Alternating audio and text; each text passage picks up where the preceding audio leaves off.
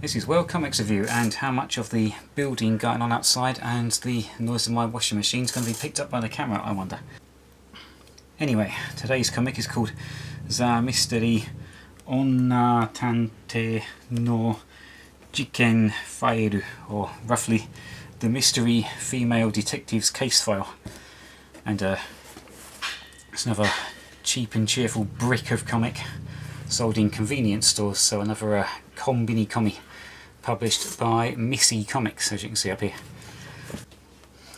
So this is what's known as a Josei comic, or one aimed at kind of women who are about 35 years and older. So obviously there's a shonen and shoujo, which everyone knows about by now, and there's also seinen, which is where things like Genshiken and I Am a Hero and Prophecy kind of sit. But very little Josei seems to get translated outside of Japan, and especially not into English. And yeah, Josei is mostly kind of a light murder mystery stories with women who are amateur detectives solving crimes and meeting their perfect boyfriend along the way, because that's what this kind of audience prefers to read. Sorry, facts don't care about your feelings, that's just the way it is. So anyway, while not much Josei finds its way out of Japan, actually the UK kind of has its own little Josei scene, although it's in story papers and not comics, but they're part of the same thing. So the UK has the People's Friend, the People's Friend Library, and the My Weekly Pocket Novel, which are kind of a similar type of storytelling to this, especially the My Weekly Pocket Novel, which a few years ago that ran a series of stories called Moonstones, which are kind of like neighbours at war but with witchcraft and wizardry. That was pretty good, and when I get back to the UK and take them out of the lockup, I'll do a review of the Moonstones series. But I think it's been republished in like a Amazon print on demand if you want to dig it up and read it for yourself. Anyway, so somewhat unusually, this comic is exclusive to the Lawson convenience store chain, which is the reason why I bought it. That's kind of a bit weird. What the hell's going on with my washing machine? Right, wait a minute. Alright, I'm back. My new washing machine doesn't like being overloaded. Anyway, this exclusivity reminded me of back in the UK when the Phoenix launched, and at the time I was on the forums of a kind of medium press self-publishing group called Sweat Drop Studios, and that was kind of one of my first kind of encounters with SJWs, particularly the kind that always read the worst of intentions into everything. So the Phoenix was going to be exclusive to Waitrose, which is kind of a expensive supermarket with a lot of its own brand stuff, and the Phoenix was exclusive to Waitrose because obviously comics are a hard sell in the UK, so that was the only shop that was willing to sell it. But obviously these proto SJWs immediately read the worst of intentions into it and thought they were somehow discriminating against the poor and the working class, and trying to make out that the Phoenix was only for the middle class and wealthy people.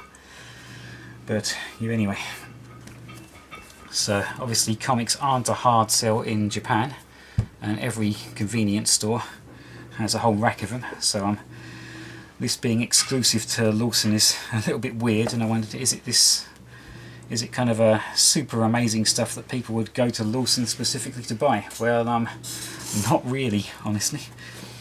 So yeah, it's a grab bag of 4 different old Josei stories, all kind of like as I said, light murder mysteries with romance in the background.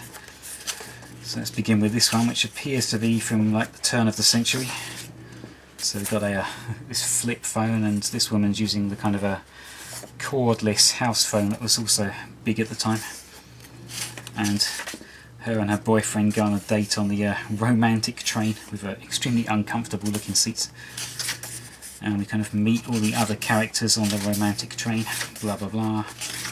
They get to wherever they're going and they go punting, and somebody on the punt gets poisoned, and they're kind of she's like cooking for her boyfriend and thinking back to suspicious things people said or did on the trip, and I guess helping out the bumpkin local police to solve the mystery. And heading back on the romantic train. Some adverts for other Missy Comics, Combini Comi reprint volumes. And here is a much older looking story. It's got a like 90s RPG style menus. This kind of middle-aged woman is the main character, and this like weird perverted guy. And he's like playing on this late 80s, early 90s looking PC. Oh, wow, these are also late 80s, early 90s looking cars. And also they're playing tennis a lot. Yeah, perverted guy. Yeah, a lot of playing tennis, which is kind of like a staple of detective TV shows from that time as well. They'd always discuss the case while playing tennis. Blah blah blah, more tennis. These old style computer discs as well. Of the 80s and very early 90s. Police investigating a murder. Phones that are connected to the base by a cord. And this one's kind of long, but I guess she either solves the mystery, the perverted guy did it, or maybe the perverted guy didn't do it, but everyone thought it was him because he's weird. Oh no, it looks like he did do it. He's on this kind of precipice. This artwork looks like it's from Mr. A actually. Anyway, more adverts for cookbooks and other romance and yeah, kind of sexy comics, like light porn comics that focus on the romance. Also another thing that's kind of popular in the Josei genre. More cookbooks. They know their audience. Another story. This one's got some, I think those are certificates, not TVs. This one also looks to be from the 90s or late 80s. Old style computers. Driving a VW Beetle. Phones that are attached to the base by a cord.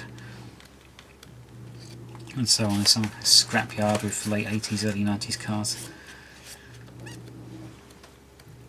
And so on and so on. And this guy's got like a nice 70s muscle car. A kind of a small Japanese muscle car. Solving another murder mystery. Talking about the mystery in a forest.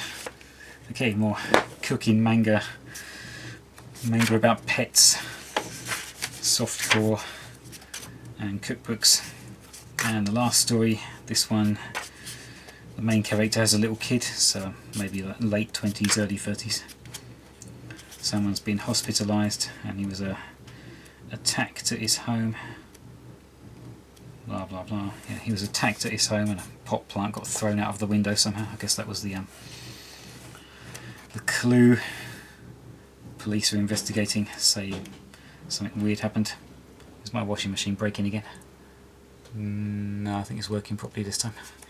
I think I overloaded it, so I just took out half the washing and chucked it in the bathtub to drain off. Guess I'm running it twice today. And yep, she's solved the case, I guess. Blah blah blah.